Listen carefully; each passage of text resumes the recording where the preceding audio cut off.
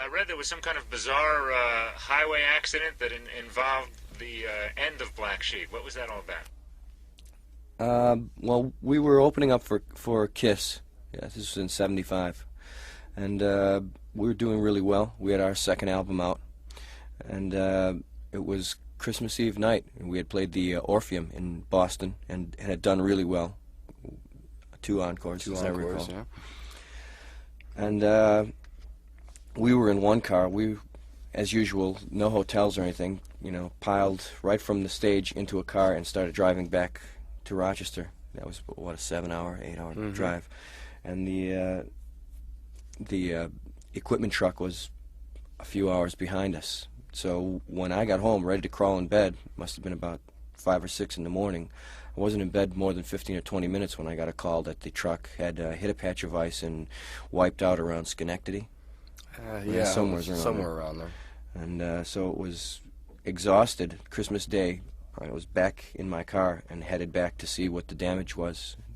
Fortunately no one was injured, but the equipment was for all intents and purposes a total loss. What happened after that as far as your career, Lou? It was the option of woodshedding it, kind of continuing to just write and starting the band again. Because we felt the repercussions of the accident within 10 days, maybe less, because we couldn't continue opening. We lost our opening spot on the tour. We couldn't promote our own album, and Capitol didn't see fit to kind of support us. Very hand-to-mouth existence at Yeah, that point. yeah. So we actually lost our record contract shortly thereafter, and the insurance company settled. Must have been about 3.5 or 4 months later, at a fraction of what we lost, and so it was either back to the clubs, or kind of writing new songs and hoping to garner a new record deal, starting again that way. And that's what we were inclined to do. We had it with clubs and taking, going back to doing that kind of stuff. So we were going to rehearse with teeny little amps and just write songs and hopefully get new interest and a new record deal. And we had CBS interested in us already. And it was about that time that I got a call from Mick Jones. How had you first met Mick? We actually met him when Spooky Tooth came to town. And just introduced to him. Our Black Sheep's manager was an A&M label representative, so we met. And then must have been about a year later, Mick was out of Spooky Tooth and working for a small independent record label, and caught Black Sheep when we were opening for Ted Nugent or something in Columbus. So we had met a few times. I wouldn't say there was any friendship or anything, but we knew who each other was. And Mick actually had a Black Sheep album. That's how I think he was. If he had been looking for a bass player, he probably would have called Bruce. But he just happened to be looking for a vocalist. Now I understand that you weren't real excited about saying yes to him originally. I was flattered. It was really kind of a kick, but we had our plans made, and we had come too far to actually. It didn't feel right to chuck it for a chance in New York. I really. It was. We had a beer and kind of had a laugh about Mick Jones calling me. Wow. What's that mean? What did you think about all this, Bruce? It was really hard. After 6 years of work, to be able to, there was another factor that was involved in all this too, and that there was enough dissension within the band that it really came down to just him and I for what was going to be the next step. If we were going to take the bull by the horns, right, and do that whole thing and just start from the ground up. And then he had an immediate opportunity, and it was very difficult for me to say, no, you can't do it, or I don't even want you to do it, because it was just, who knew where it would lead. So we just had to go ahead. Yeah, after this accident, the other 2 or 3 of the other guys in the band, that was it for them. They're out of music now. That was it for them. So it was basically Bruce and myself and possibly the guitar player that were going to continue on the band. But it was a lot of mixed emotions. But had we been able to go out on the road and support ourselves and still keep functioning as a band, it might have been a different story, because then it would have been a day-to-day, more viable thing. But our existence at that point was purely speculation on what we were going to end up being able to accomplish it. Yeah, I was on not Social Security. I feel like I should have. I think they call it welfare. Yeah, right.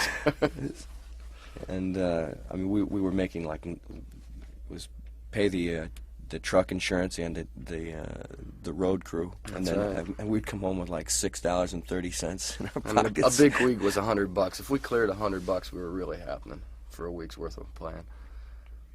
Well, you took a chance with the Foreigner thing, and Foreigner happened real big, real fast. I mean, bigger and faster than normal, than anybody yeah. expected. Yeah. You went from being on welfare to a multi-platinum artist.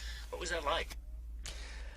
It was just fast and furious. It was exciting. Just a feeling of kind of acceptance to a degree, and seeing a really professional operation, from good management to a record label really taking care of the artist, and it just felt really terrific.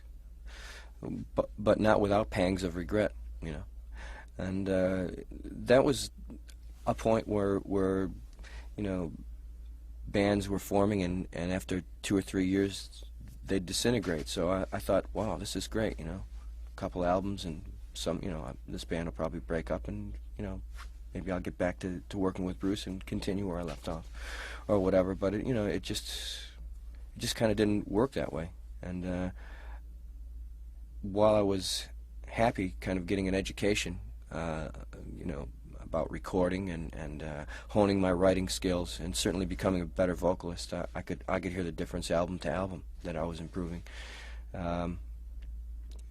It wasn't the goals that I was reaching for. It wasn't exactly what I wanted out of life. It was kind of almost that, but I knew I had to do something else to be fulfilled. Before I ask Bruce what he was doing through this whole period, I get the feeling that there was some type of pact, either spoken or unspoken, even as Foreigner was taking off, that you two were going to work again. Definitely.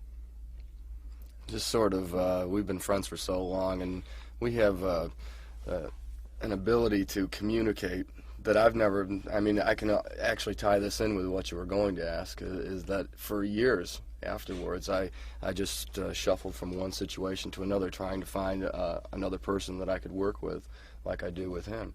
And I just, it was making a living, but it wasn't anywhere near as satisfying as things that we were doing when we were doing Sheep. So while I was glad to see his personal success at the point of Foreigner, it was very difficult for me to try and go from like I say, situation to situation, and look for the pluses that I have with Lou and other people, and always just miss the mark. I never feel quite as home as I did then. We'd run into each other. He'd come back to Rochester for Christmas, and so would I, and we'd kind of like swap tapes and different ideas, and I'd hear what he's doing, and hear what I'm trying to do and not accomplishing within Foreigner, and it would be like, is it time yet? Now?